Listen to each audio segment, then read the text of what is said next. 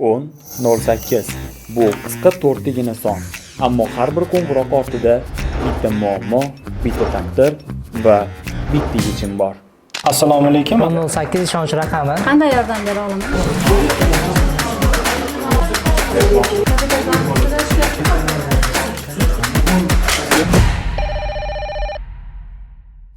Bir kunda 500 ga yaqin qo'ng'iroqlar qabul qilinadi. Call centerimizda 6 nafar oliy yuridik ma'lumotga ega bo'lgan huquqshunoslarimiz qo'ng'iroqlarga javob berishadi.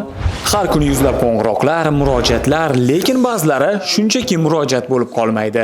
Yillar o'tsa ham xotirada qoladi.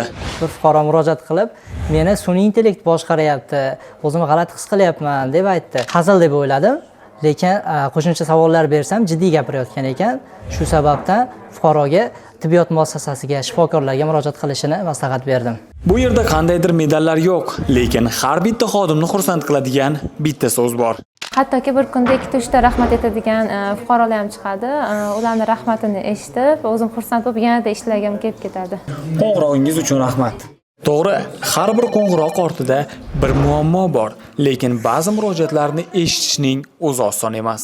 Hattoki bir xilli Wi-Fi'mizni tekshirib bering deb ham murojaat qilgan insonlar bor. Sizlar ularning tarafini olasizlar. Prezident portaliga chiqaman, stingizdan yozib beramiz. Qiziq, bu yerda tinchlik degan narsa bormi o'zi?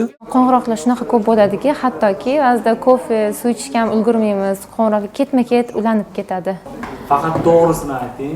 Qo'ng'iroq bo'lgan, lekin ko'targisi kelmagan, kayfiyatingiz yo'q payti bo'lganmi? Yo'q, unaqasi bo'lmagan. Har qanday anaqa kayfiyatda ham ko'taraveramiz. Eng qisqa gaplashganim 10 sekund bo'lgan bo'lsa, eng uzog'i 53 daqiqa davom etgan. Bugun siz eshitgan ovozlar shunchaki telefon qo'ng'iroqlari emas. Bu xalqning dardi, ishonchi va umidi. Kun kelib siz ham 1008 ga qo'ng'iroq qilarsiz, balki yaqinlaringiz.